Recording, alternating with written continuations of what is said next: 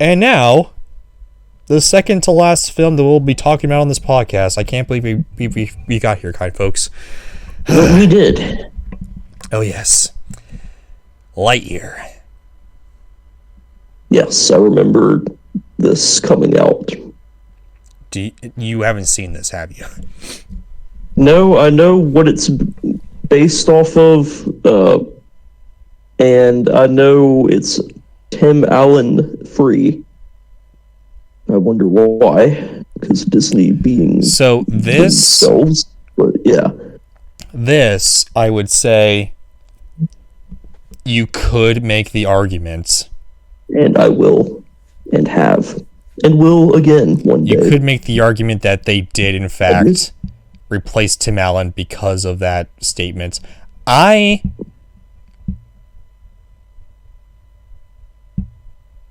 agree. I hope, because it's probably true. I would be lying if I said it wasn't 100% true. At least influenced by it. But I would be I would be lying if I didn't say maybe that was in the back of their minds when they were making this decision. I personally think that if they got a bigger, it was more of a business standpoint. Like, for instance, who are you going to go see? A normie, right? Who are you going to see play Buzz Lightyear? You're going to see Tim Allen, someone you hardly remember, like the average kid doesn't even know exists, or Chris Evans, aka Captain America. I think that was the main draw to it, but I could be wrong. I don't know.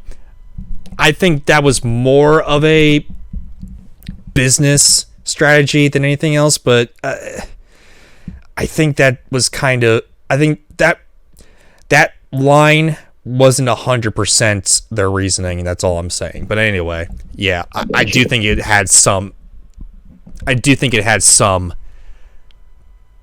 points to it. But anyway. Yeah, yeah. Anyway, though. Just, yeah. Lightyear, anyway, aka, yeah, it's Lightyear. The first Pixar film back in theaters upon release. And yeah, it's a film. It's a movie. So apparently in 1995, this film was what Andy saw on his birthday and why he got so hyped for Buzz.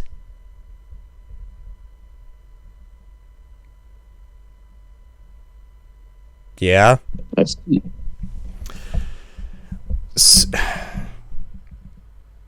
So yeah, there you go. Anyway. Interesting. So what's the story?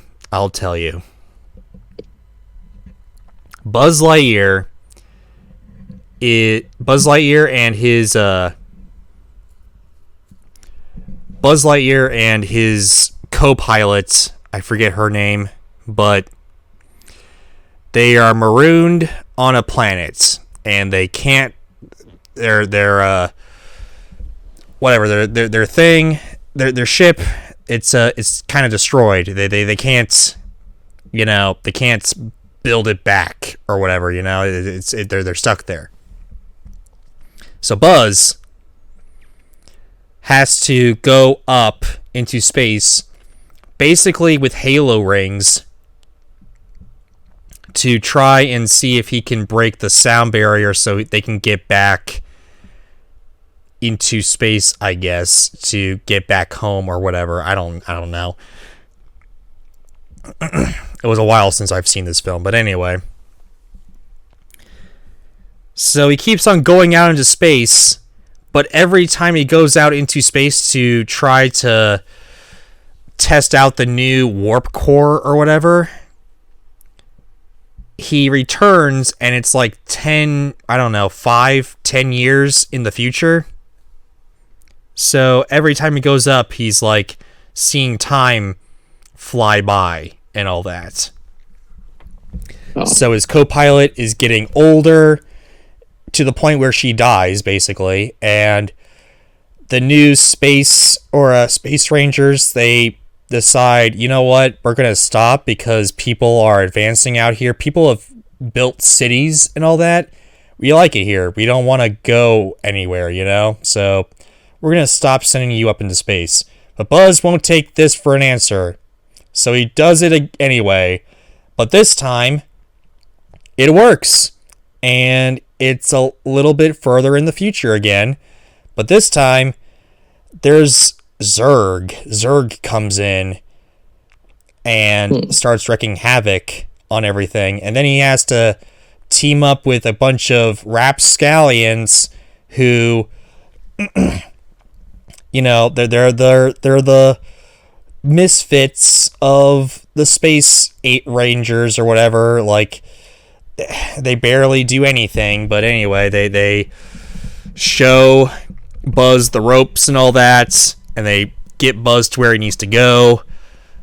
That's fine, you know, whatever.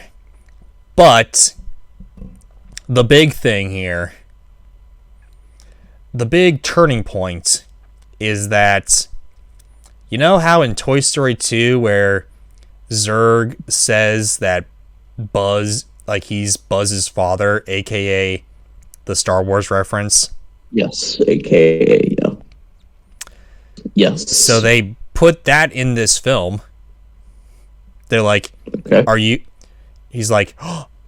So Zurg opens up, right? And Buzz is like, oh, father? But no, it's not his father. You want to know who it is? The guy with the gray Dennis Farina stash from the 90s cartoon? No. Okay, it was a good guess. I liked him. Who is it, though? It's Buzz. Buzz Lightyear. Is Buzz's father? Buzz Lightyear is Zurg. Except he's an older Buzz. Like, he went into... Like, he took his ship, right? And he went into hyperspace and then was marooned again in space. But then there were these robots that took him in. Yeah. But apparently, these robots call him Zurg. So he built a suit and all that to kind of whatever, I guess, do his thing or whatever. Then he went back in time to try to get Buzz to keep on with the mission and all that and don't delay or whatever. Like, bring people back, like, stop delaying the mission and all that. But yeah, so that was really stupid and very convoluted, especially for a kids movie. Okay, yeah. I was confused, and I was like 23 years old when this movie came out. I don't know, like, it was a couple of years ago. Yeah, I was 23, so yeah, I had no idea what the heck was going on. And anyway, so Zurg turns evil or whatever. Buzz, you know, says no or whatever, and yeah, later on, they fly through space. Zurg almost succeeds, but Buzz finds a way and all that. By the way, Buzz doesn't have a jetpack throughout this entire movie until the very end, which is toileting. Huh. Yeah. Interesting. Which, yeah, we'll get into that. But anyway, then later on, they succeed. They decide, you know what, we're going to stay on this planet, and then we're going to just tour the solar system and the galaxy or whatever and kind of report back here and all that. Because now it's just their new home and all that stuff. The end. So, again, this film had a lot of potential. It just fell flat on its face, honestly, with the whole Zurg thing. Plus, if you really think about it,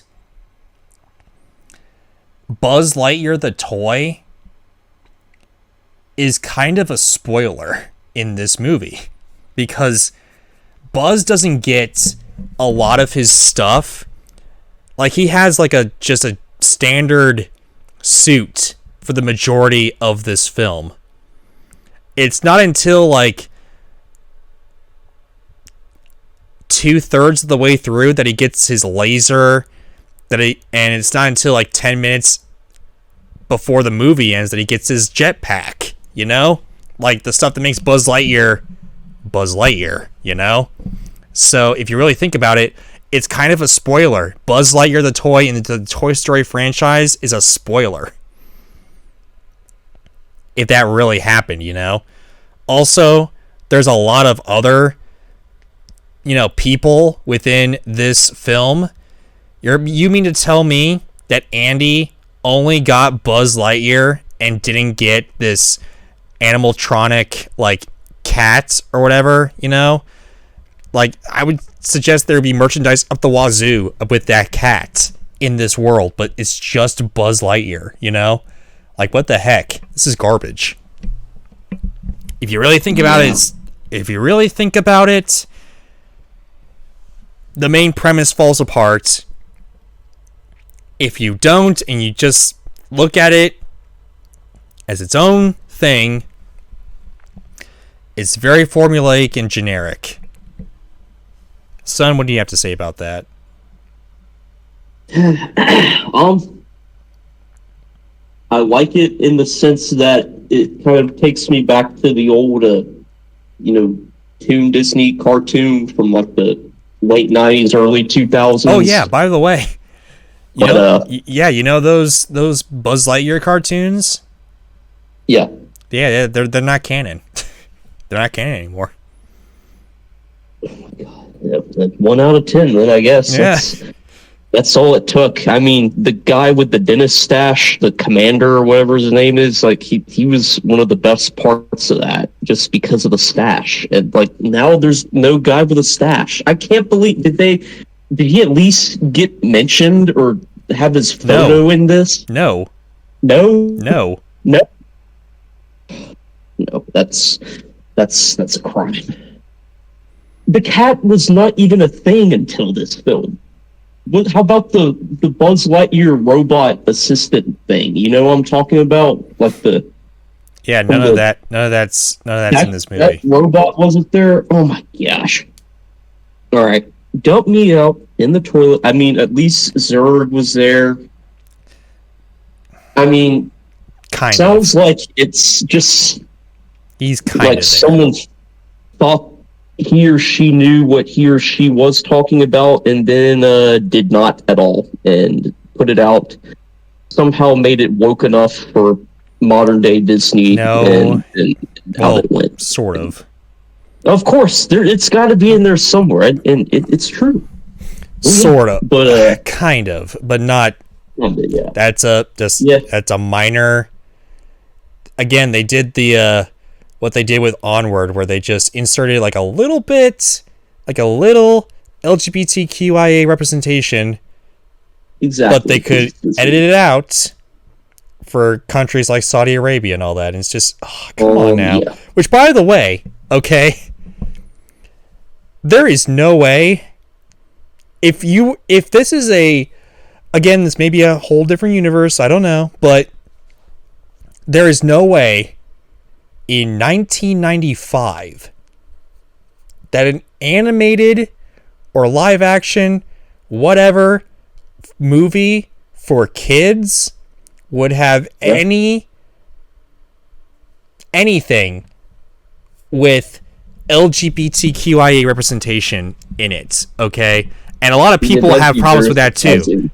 A lot of people have problems with that too. If it was made in 1995, there's no way. Just because of the culture, the culture though back in those days, there was no way that anything like that would be in. Yeah, that's what I'm talking about. Honestly, it's like they do it just because they do it because they can. Like, yeah, exactly. And that's the I won't get into that too much. Not just the wokeness, but like not necessarily. the wokeness necessarily, but like they don't think about these things, and you really think about it. They're worried about being inclusive, I think, sometimes, and then they overlook things like this. They overlook things like having a spoiler on the main toy. Are you kidding me right now? Like, 1 minute. Like, I mean, at least, you know what I say? In the cartoon, listen, in the cartoon, like the little 2D cartoon, at the very least, he looked like Buzz Lightyear. He had the laser, he had the jetpack and everything. Yeah, like, as soon as I saw the trailer for this, I was turned away from it. I didn't really care about it anymore after that. And then I saw the cat companion, like, you placed that robot guy with this random ass talking cat, like, hello, Karen, it's me, Sharon. A talking and Tim cat. Allen's gone. Like, Tim Allen is Buzz. If I hear Buzz and it's not Tim Allen, it's not gonna. I'm gonna be cringing every time he speaks. The whole film, basically. Like, we need Tim Allen. Whether he's a tool man or an outdoor man, whatever. We need to hear that. Infinity, the 2 in 2 Infinity needs to have that gruffness of 2. Like, come on, give me 2 of Infinity. Yeah. Like, here's my take on it, right? I thought for the longest time, I mean, the first 20 minutes are really well done, okay? It's just... Well, it's not that, at least. It's like... It's like a sci-fi epic, honestly, but once you get into the weeds a little bit, you're kind of like, I don't know about that. I don't know about that. I don't know about that. I'm not sure about this. Okay, now it's just not even like, what even is canon? Like, so honestly, now it's below. Yeah. Now it's below the first Toy Story for me, at least, because it's just... Well, yeah, of course. I mean, you don't even need to say more. I mean, at first it was above, because I thought it was really... First it was above, because I thought it was actually not that bad, but now in hindsight, I'm just like, yeah, it's not that good. It's not... Ew. It's just corporateness. It's just like... Shrek the Third or Puss in Boots for the Shrek franchise, But what's ironic is this corporateness you're talking about goes against what certain folks like to make claims about with the corporate businesses, if you know what I mean. That makes it even more like WTF. Just in general for me, but okay, I don't necessarily know what you're talking about, but okay. It's hard to word it and stay PC for YouTube. Whatever. Sorry, anyway. I tried. Whatever. Anyway, I gave it a 6 out of 10. It's decent enough. The animation, pretty good, but still, it's. Yeah. You really think about it, it starts to unravel. A lot of people gave it less. A lot of people, I did too, and I didn't even see it. So yeah, a lot of people that are more like not in your political realm, let's put it that way, okay? Well, exactly, and that's where I was getting at with my statement that you didn't understand. But but what do you they gave it less than I did. That's very shocking, but that really must be bad if they gave it less. I'm kind of astonished. Yeah, and plus, wow, no one really saw this movie in theaters either. It's kind of weird. It's like the lowest grossing Toy Story film. I wonder why. I didn't, because I saw the trailer most of it, and it's like, I'll pass. Most of it was because was the first Pixar film in theaters since the pandemic. But they had a lot of Pixar films come out on Disney Plus for free, but and second, it was because it's Toy Story, but it's not Toy Story, you know? It's a spin-off, by definition. It's a spin-off-ish, and people didn't really understand it. 3... Well, I understood that part of it, but what's 3? And 3, they knew that this movie was going to be on Disney Plus, so why go into the theater, you know? I get that. But plus, the people that did see it don't like it. Yeah. And yeah, then there's people like me who saw the trailer, or maybe even just part of the trailer for that matter. I don't even remember how I came across it. I just was like, this is a disappointment. It totally just changes everything. It's not what it's supposed to be. And I just had such a problem with that. Yeah. And so honestly, I think the 2D like cartoon from Toon Disney back in the day, that's canon. This shit is not canon at all. I don't think it's canon. I will never. I don't think it's canon anymore. Especially after the box office. Here's the thing, too, right? Yeah. You're not gonna. I heard some news way back in the day. Oh no. That they actually fired the director because this film. Excellent. I wouldn't say it's fireable. Like, this film isn't that bad where it's fireable. Like, Cars 2, that's fireable, okay? And they did eventually fire him. Not for Cars 2. Did. But Lightyear, I wouldn't say that's necessarily a fireable film, but they fired him for all that's worth. I hope he gets better work and he does a better job somewhere else, I guess, but still, you know. Maybe, I mean, for me, this one's just from what you've explained, it's like... I don't think it's necessarily his fault either. I would say this is more Disney's fault, because Disney really wanted this movie because Toy Story makes money. And they had to put that wokeness in there just because. That is very small. That's like less. That's like not a major. That's not a major thing in the movie. That's easily cut it out. But still, you know, pick a side. You can't have it both ways, Disney. You can't have it both ways. Yeah. Let's put it this way. If you take the time to look into the company as a whole, especially within the internals of their theme parks, you'll get what I'm criticizing about here. But, yeah. I would say this one, just from your summary here, is going to be...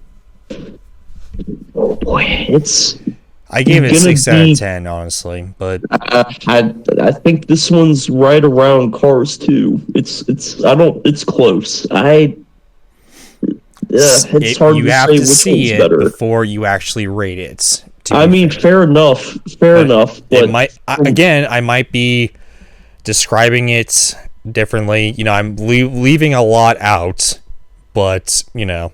It's more. From what I've there's a lot of science in this film as well. There's a lot of science. Is there? All right. Well, it might convince some. It's less. It's less. It's less fi than sci. Let me put it that out there. It's a lot of. That's good, at least. Okay. A lot of science. I know a lot of space scientists. You know. A lot of what they have, they use within the realm of science, like science fact-ish, you know, like for instance, I like that. Like for instance, the whole warp speed thing, you know, Buzz doesn't get older.